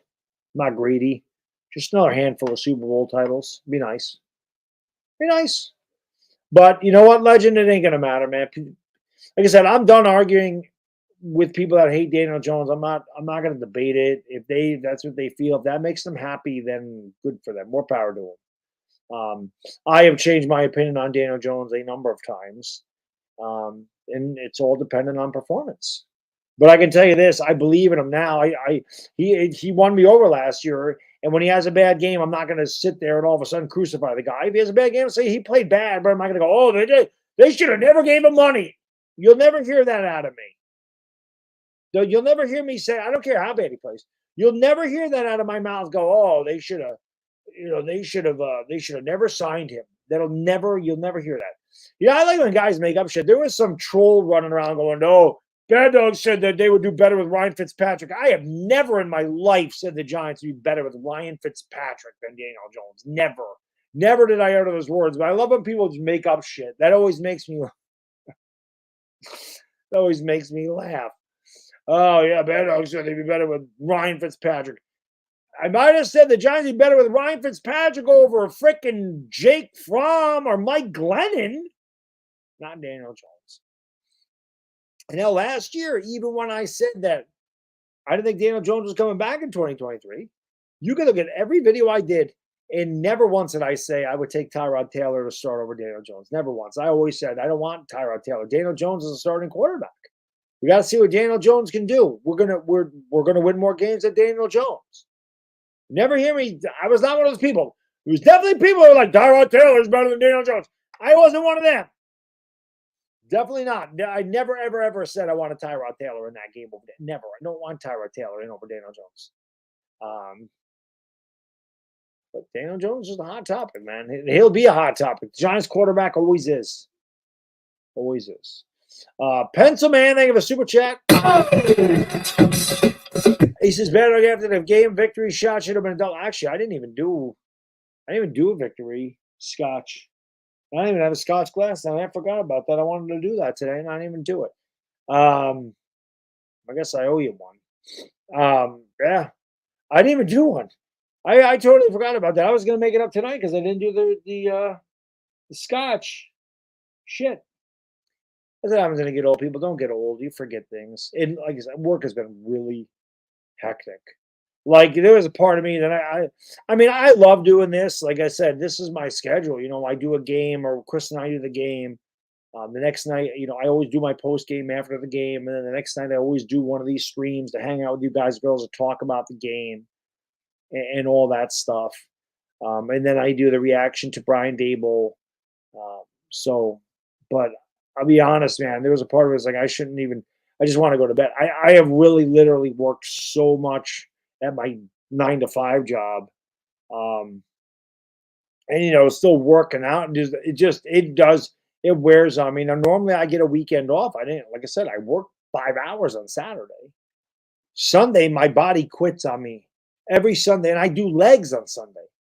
It's stupid. Like I wake up, like my body doesn't want to do anything, and I go and I do the most brutal workout there is on Sunday, and then I come home and I really just vegetate for 10 hours watching NFL football. And then, of course, the Giants are a part of that. So I stream the Giants, and then I do the post-game video. I just don't stop working. I need a break. I just need a break. It's just a lot of work. This time of year, too, I don't get a break because, you know, we got all the Giants. There's a lot of content. There's a lot of streams. I do that NFC East roundtable every month now. Chris and I do the show every week. We do a game every week. We try to work with Patty every week. I try to give you 3 or 4 videos every week. I do one of these streams every week. And then when October gets here, that will continue. And then on top of it, we get the Lakers 3-4 nights a week. So the winter, and there's no daylight here. So the winters are brutal. That's why when the summer gets here, man, I enjoy the hell out of the summer. Everything slows down. Work slows down. YouTube slows down. A lot of time, longer days, nicer weather. So I'm always like, man, it's nice. I'm going outside. I'm not staying inside. There's no way, no how. I want to be out. I want to go to Lake George. I want to go to Sacandaga Lake. I want to go swimming. I want to barbecue. I just go for a ride around Saratoga. It's gorgeous up here in the summer. This is a lot of work, but I love it. I wouldn't do it if I didn't. You guys and girls, man, you're the motivation. You're the whole reason I do what I do. So extremely grateful. Couldn't do it without you. Especially, I mean, you guys and girls know that watch the Laker games with me. You know damn well I could never get through those streams without you guys and girls. It's amazing. I'll come down here at 10 o'clock. I'm tired as hell. I see, 4,000 of my favorite people and ready to go. I love it. Love it. Proper. Thank you for the super chat. The Cardinals have the worst record. Do you think they'll draft Caleb Williams or look to trade Murray? I do think they'll draft Caleb. I think that's a thing. Take for Caleb. What I think could happen is they could either look to trade Kyler Murray, although I think that his contract is a lot. They could just let Caleb Williams sit behind Kyler Murray for a year. I don't really know what his contract looks like and the way it's structured. I've never really paid attention. But I do think they will take Caleb Williams and do something with Kyler Murray.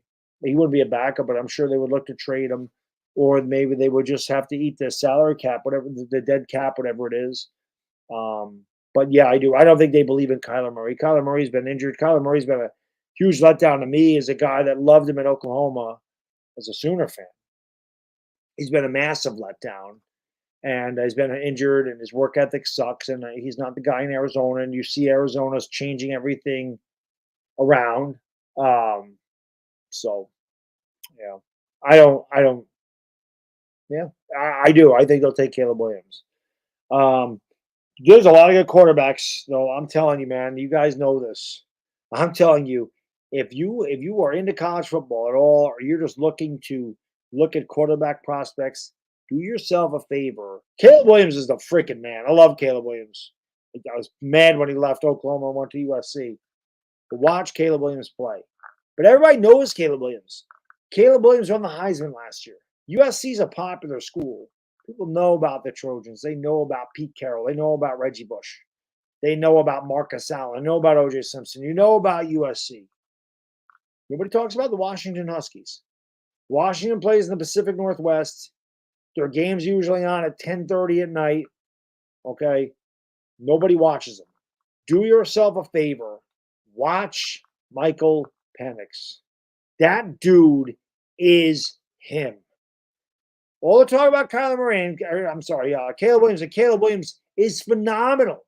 He's the best quarterback in college. He's going to win the Heisman again, but he's going to get competition from Michael Penix. Watch that kid play. He's really good. Circle your calendars, November 4th. I can't wait because it's USC versus Washington. So you're going to get Caleb Williams versus Michael Penix. And that is going to be a lot of fun because USC's defense is trash because Lincoln Riley's defense is trash. He was trash at Oklahoma. He doesn't believe in defense. Michael Penix took over 500 yards against USC, and he might have to because Caleb Williams can put up, 56 of his own. It's going to be a really good game. LA Lou! Thank you for the super chat. We had the Giants won, and I found out a lot about my Rams. Just it makes you feel better about the season. The Bengals are in trouble. I don't really know if the Bengals are in trouble as TJ Watt scores a defensive touchdown. The Bengals started 0-2 last year. The thing that hurts them this year is they're 0-2 in the division. But if you're watching the Steelers-Browns game tonight, the Browns just have Burrow's number. I don't know why. They just do. The Browns are not good. The Steelers are definitely not good. Kenny Pickett sucks. Baltimore may be the team that is, could win that. I still wouldn't worry about the Bengals. I still think the Bengals are going to be fine. Joe Burrow didn't do anything in the preseason because he had the calf strain. So I think Joe Burrow is just getting his football legs underneath him. But I don't think they're in trouble. They might not win the division this year, but I still wouldn't count them out. They still got a really good team. And I think they'll get it together at some point. But I'm pretty sure they started 0-2 last year. But it's early. The Big. Thank you so much. Says you the man, Baddog. But how can I be the man when you the man? I ask this all the time, Big Moo. How can I be the man when you the man? Always great content, bro. I try. I do my best. I say it all the time, man. It's just all this channel is me being a fan. There's no bells and whistles here. I mean, you got a little soundboard that we have fun with. There's no bells and whistles here, man. It's just me, talking about my team when I think about my team, getting pissed off at my team, being happy about my team. Just a fan. That's all this is. It's a fans channel. That's all it is. It's a fans channel. Unbiased opinions for the most part. Not afraid to criticize my team. Not afraid to praise my team. It's really all it is. But it is what it is because of you guys and girls, man. That's why you're incredible. That's why I appreciate the hell out of you, man. You guys and girls are amazing. I couldn't do it without you. No question about it. No question about it. John, thank you for the super chat, man. Appreciate you. Let's find the there. Oops. Brilly. Sanders is in the lead for Heisman, as he should. So how can you forget about him? Because he plays for Colorado. That's why. He's beaten TCU, Nebraska, and Colorado State. That's why. I don't know how he's in the lead for Heisman. I don't think they started even considering a Heisman until like week 6 of the college football season. But that's why you don't consider him because he plays at Colorado. Doesn't mean he can't win it. But let's Colorado play. Let's see their schedule. Let them play somebody that's like a real team. All right, perfect example. Okay, so they're going to get a test this week, Don. They're going to play Oregon. Oregon's freaking good. Oregon's a good team. Okay, Colorado actually moved down a spot. They were the 18th team. They were ranked 18. And because they had to go to double overtime against Colorado State, they actually got moved down to 19. Colorado's just got to beat better teams. If he comes out, and then they play Caleb Williams in USC the next week. So they don't even need to win. If Sanders can have a big game against Oregon and against USC, if that happens, then you definitely could consider him a Heisman candidate. But it's gonna be Michael Penix, it's gonna be Caleb Williams, it's gonna be Drake May. Those are going to be your guys. And it's only because, like I said, Sanders hasn't played anybody.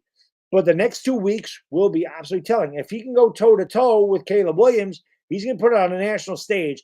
Colorado's a nice story right now because of Dion Sanders. If he wasn't the coach, nobody would be paying attention to Colorado right now. That's just a fact. They pay attention to Colorado because it's Dion. Dion's one of the greatest ever. And Sanders has looked great, but the competition has not been great.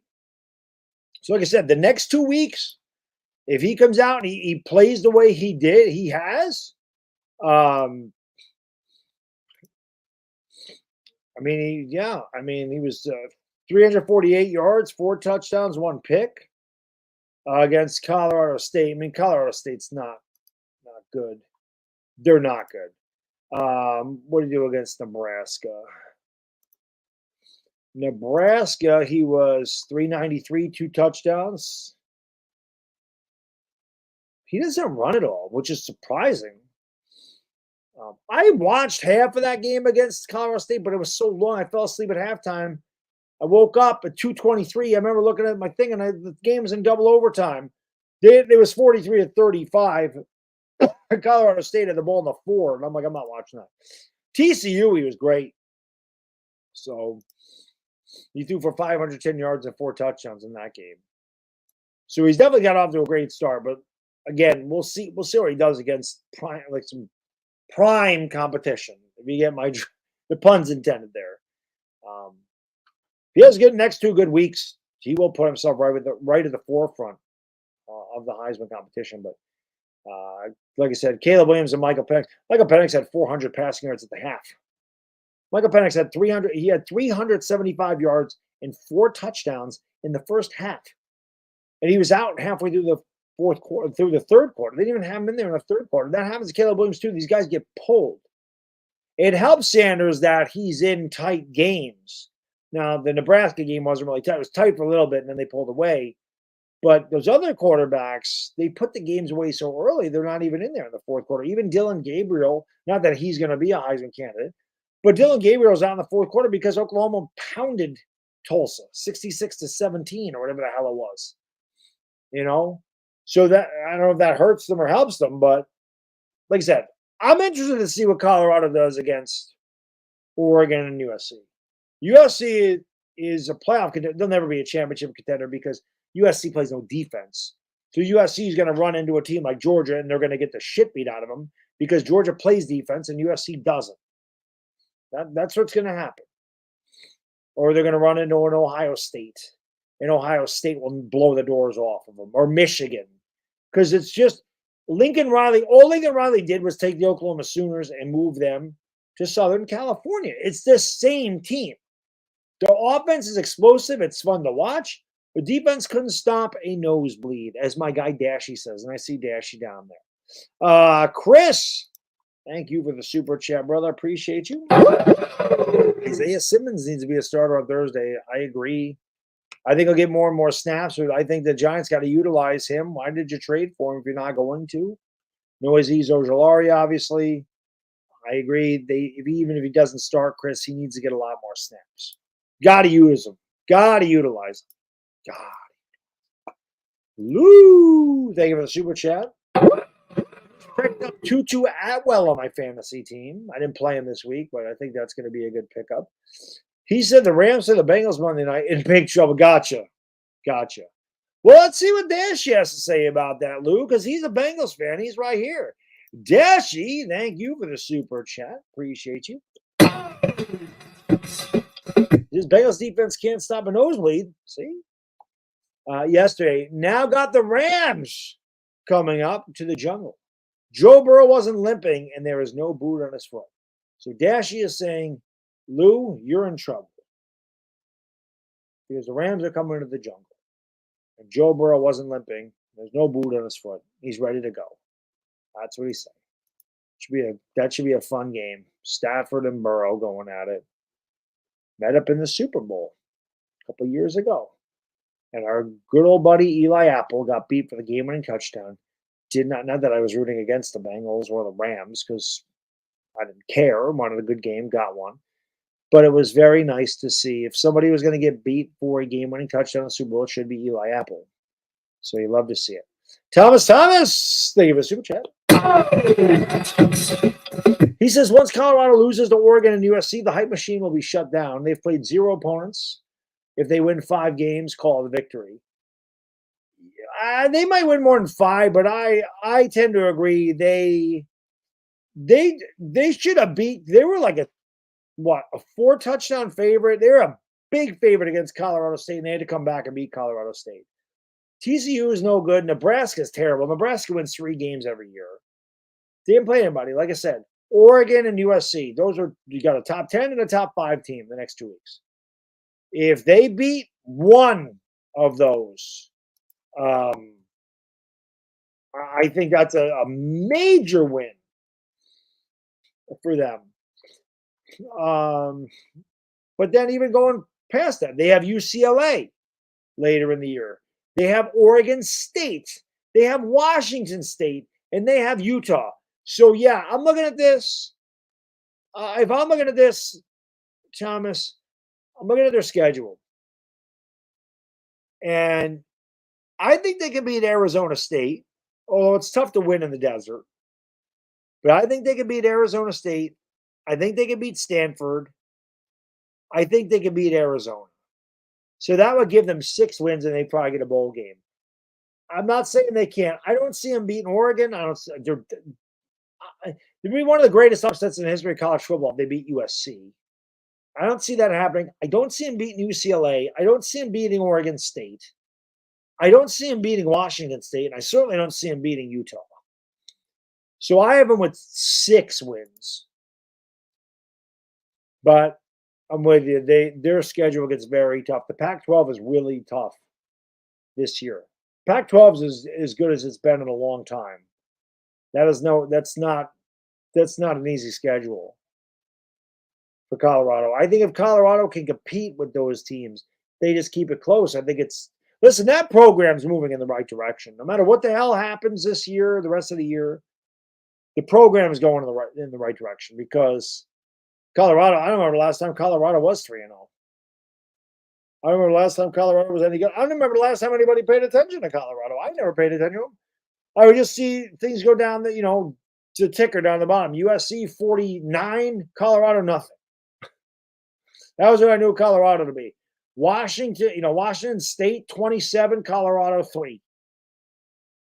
Oregon 63, Colorado 7. That's normally what I would see. Jay, thank you for being a member for 9 months, my man. I appreciate that very much.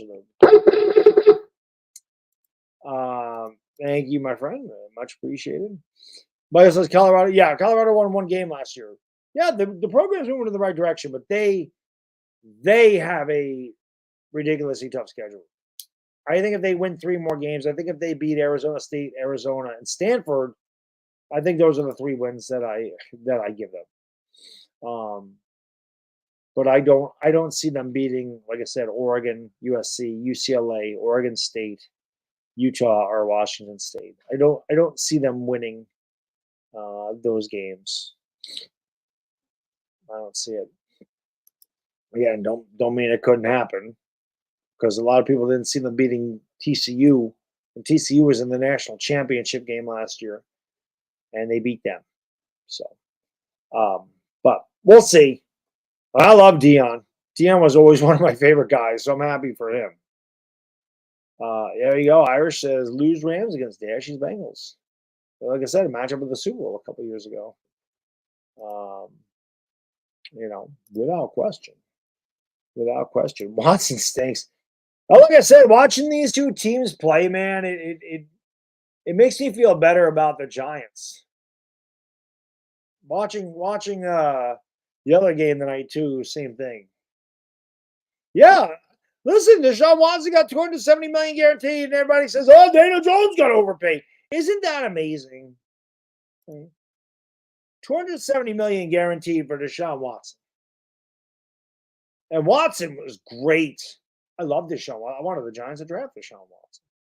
Till this whole thing came out, and since he's come back, that was a nice throw.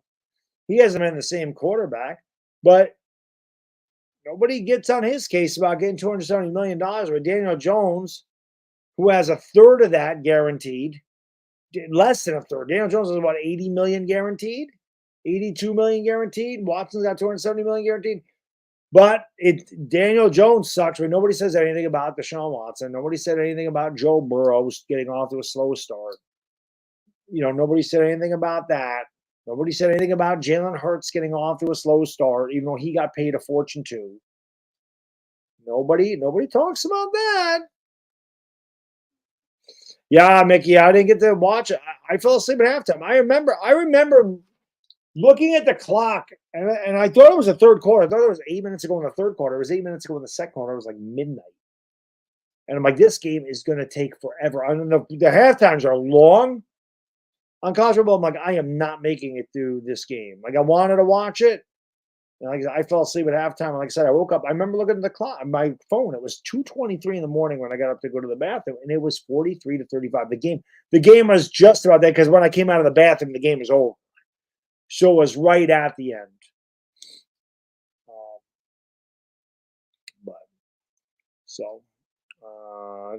Charles Barkley says, do you think we're going to regret drafting? I hope not. But he's got to do better. He's got to start making more impactful plays. I don't think there's any question about that. They proved to be elite before they got paid.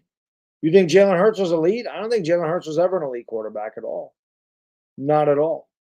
I think Jalen Hurts benefits from the team around him, but I would have never called him elite. Joe Burrow, I would have called elite. Deshaun Watson, I mean, you want to call him elite when he was suspended for God knows how long he was suspended for, coming off a suspension? I don't know. Daniel Jones, but it doesn't matter. Daniel Jones did not get elite quarterback money. I've been through this before. He didn't get elite quarterback money, so he doesn't need to be elite. He did not get elite money. He did not get Joe Burrow money. He did not get Justin Herbert money. He did not get Jalen Hurts money. He didn't get any of that. He did not get Russell Wilson money. He did not get Kyler Murray money. Or whoever the hell else was ahead of him. I don't even remember. Dion Jones is tied for like 11th with Dak and Matt Stafford, who signed their contracts years before Daniel Jones did. And the market always goes up. When Lawrence gets paid and Fields gets paid, Daniel Jones will be right around the bottom third of starting quarterback money. Daniel Jones got paid like a starting quarterback. He did not get paid like an elite franchise quarterback. Pat Mahomes money. He didn't get that. Daniel Jones did not get 8 years, $300 million, or 5 years, $270 million. Didn't get that. He got 4 years, $160 million, with incentives to make up the $195 million. The Giants did have to backload a little bit of the cap, but they could have got out after 2 years. So he didn't get elite money. So the elite argument kind of goes out the window. The only guys that make less than him are guys like Jimmy Garoppolo, who's in his 30s. Derek Carr. You watch him tonight, he's terrible. He's in his 30s. Ryan Tannehill, is in his 30s. And Tennessee has drafted 19 quarterbacks here in the last 3 years. So guys like that and rookies. So, and Aaron Rodgers took a price cut. Otherwise, he would have got more than Daniel Jones too. He didn't get elite money. I don't understand why people say that. What happened to Watson's speed, man? Like Deshaun Watson used to be really fast, and somehow the free safety can just come up there and tackle him like Watson was standing still. I don't understand it. The Bears get Caleb Williams?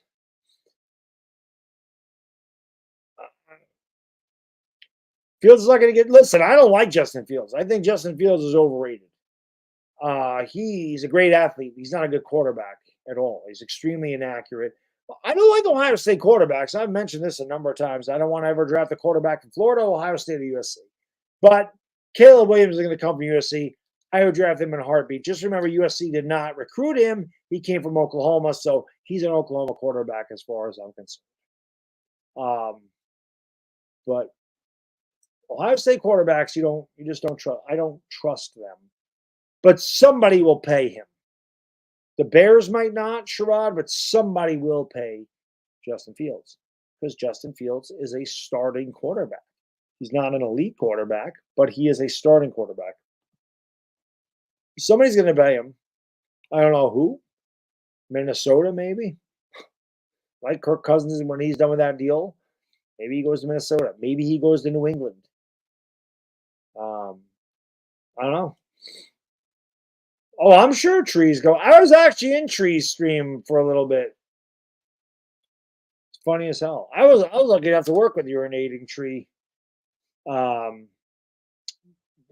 year I worked with him in 5-point videos. It's pretty awesome.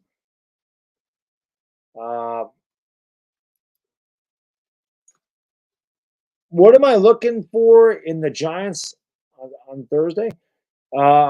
Like I said, I want the Giants to take some shots. I want the Giants to take shots down the field. I want the Giants to gamble. They're not as good as the 49ers, so the Giants have to take some gambles. Can't play this close to the vest and try to outdo San Francisco. You're not on their level. Take some shots down the field. Run some trickeration. Giants defense has to try to find a way to force turnovers. And listen, that includes taking chances on defense if you're Wink Martindale. You got to take chances in this game if you're the Giants. If you want to beat San Francisco, you're gonna have to take shots, and you're gonna have to hope something happens in your favor. Because the Giants can't just line up and beat San Fran. That's not happening. The Giants can't just go, especially without Barkley. They can't just go, okay, we're gonna line up, we're gonna run Matt Breida. We're gonna dump it off to Breida, or we're gonna dump it off to Paris Campbell on screen. The Niners defense is way too fast. A guy like Fred Warren will swallow that up. So you might as well just line up Slayton on one side, a lot of number 13, Jalin Hyatt, run as fast as you can towards the end zone, and launch the ball down there. Maybe you loosen that Niner defense up kind of like Arizona's got loosened up, and then you can start to work Isaiah Hodgins. You can start to work Waller underneath. But stretch it out. I'm not the guy that says go crazy and just throw the ball around the field. That's not the way the Giants should play. But in this game, if they're going to beat San Francisco, they have to do that. They can't play this safe. They'll get, they'll get killed. I don't know who KTO is. I have no idea who KTO is. I don't know who that is. U-Tree and 5-point vids, the only guys I like. Well, I'm not a clickbait. I'm not a clickbait sports group guy. I just worked with them a couple of times. I am not a clickbait sports guy. I mean, I did get to work with Tom Grossi during the charity stream, which was cool. I never got to work with Tom. Tom's a cool guy. I've never worked with Scooter Magruder or that Bronco.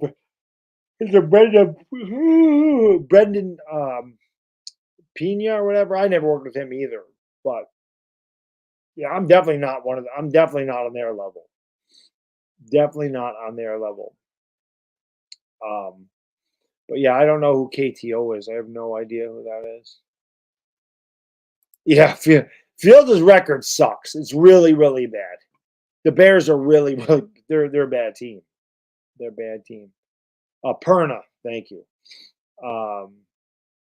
Yeah, I don't know who KTO is. I couldn't tell you who that is.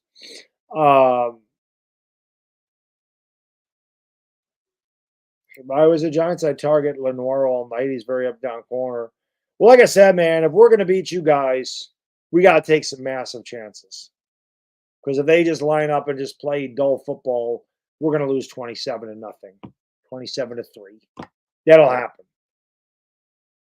If the Giants find a way to just, like I said, maybe you throw the ball deep, you throw it 50 yards down the field, and maybe you get a pass interference.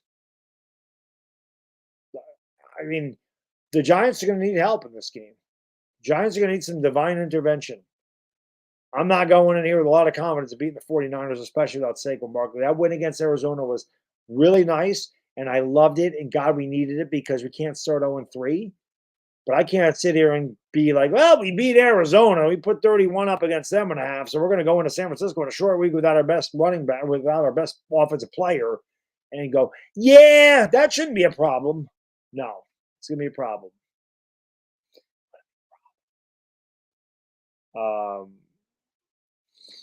Some Bears fan I said thinks DJ is crappy. I mean, you can think he's a crappy quarterback. Doesn't make Justin Fields any better. That's a fact. But listen, guys, it's almost midnight, and I do want to get some sleep here. I will have that Brian Dable video. I'll probably do that when I get home from work. I'm tired. I don't want to do it now. I just want to get some sleep for a change. So I'll come home. I usually get home about 4:45, so that video should be up by about 4:45, 5 o'clock, somewhere in there. So look for that tomorrow. Again, I don't know what the deal with Talking Giants is. I would like to do it before the game, so hopefully Wednesday. If not Wednesday, it'll be Friday. Obviously, the game will be on this channel on Thursday. It's going to be a tough one, Giants fans. I'm just glad that we were able to win yesterday and be 1-1 because the odds of us winning this game were not very good, and they weren't good with Barkley. Without them, it's going to be even longer. You never know. Chris Berman, you say that's why they play the games, but I'm not going in here with a ton of confidence. I'd love the Giants to pull off a massive upset. I would love the Giants to get this W and for people to start taking the Giants seriously. If the Giants do want to be taken seriously, if Daniel Jones wants to be taken seriously, find a way to beat this team. Maybe people look at you differently. But there is no question about this. The Giants are going to need a lot of luck in this game. The Giants are going to need to play perfect, and they're going to have to hope that the 49ers make mistakes. This 49ers team is, in my opinion, the most talented team in football. So take that for what it's worth. It ain't going to be easy, but I'll be here. Chris will be here. And oh boy, you guys and girls are here too. And we'll watch it together. And as I've said before, I just want a chance. Just keep it close. Just keep it close. 5 minutes to go in that game. Let it be a one-possession game. Let the chips fall where they may. I don't want to be sitting here numb going into the fourth quarter again where our starters are on the bench. I don't want to deal with that again. So make something happen. Make something happen. And you're right about that for sure. The DJ cannot win this alone. You definitely need a team effort, Sherrod, if you're going to. The Giants are going to beat San Francisco. It needs to be all 53 guys. And the coaches need to coach a perfect game. It's really what it comes down to. But we'll find out together. We're going to call it regardless, right? So hopefully I'll see you guys and girls there. My guy, Sos the Ghost, right under the wire. Just getting ready to end it. But my man he's the freaking man. He's the man, brother. Hell yeah. Check out his channel. Again, I'm not a biker, but if you're into any kind of motorcycle culture, that's your guy. And this guy's about as real as it gets. I've always find that motorcycle culture interesting. Not that I'm a part of it, but I find it interesting. But you and I, Sos, we think a lot alike. Just our views on things are very similar. I don't think you're as old as me, but you definitely have that Gen Xer type of mindset. So it's hard work and dedication leads to success.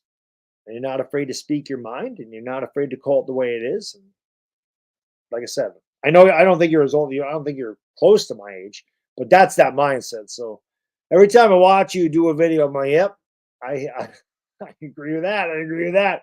Yep, see what you're saying there. Why don't they let Brightwell start? I think because he's just a special teamer. I've never understood why they never gave him more of a run. Maybe I don't think he's going to start. I mean, they signed Matt Breida, so I think Breida will start, and then they drafted Eric Gray. But it'll be interesting to see if Brightwell does get any run in this game because I don't know what they feel about Eric Gray. Eric Gray is not an explosive back. Brightwell does run hard. I mean, we've seen Brightwell have a couple of flashes, but maybe in this game, I know during the preseason they also try to get him the ball out of the backfield to see if he can catch. So I don't know. It'll be interesting to see what they do. What I do know, my man, is that, like I said, if we're going to win this game, we need to take some chances. We need to get some breaks, and we need San Francisco to not play a very good game. I would love to get out of here with a W. I mean, I can't tell you how much that would mean to me. Oh, you're 44. Okay, so you're a couple years younger than me. But you're a Gen Xer.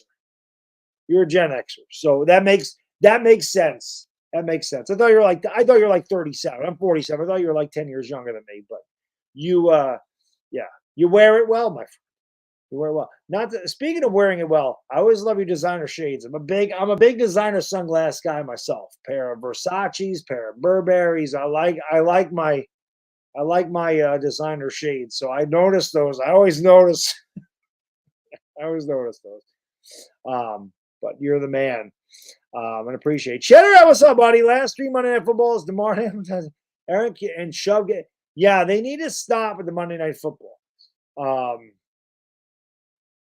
It's crazy. Yeah, good point. Good point. There have been some bad injuries. That's not good because the Giants play October 2nd. That's Monday Night Football. Week 4, they have the Seattle Seahawks. So hopefully nothing bad happens. And we'll see how it goes. But let me get out of here. Guys, because again, I'm tired and I just want to get some sleep. But if we do the Talking Giants on Wednesday, I'll put it in my community notes. If not, I will see you guys and girls on Thursday for the game. So enjoy the rest of your week. And game's right around the corner, and we'll see what we can do. Thank you for hanging out. Thank you for all the continued support. You guys and girls are the best on YouTube, and I really do appreciate it. So take it easy, guys and girls. Bad Diggy Dizzle, and I'm out.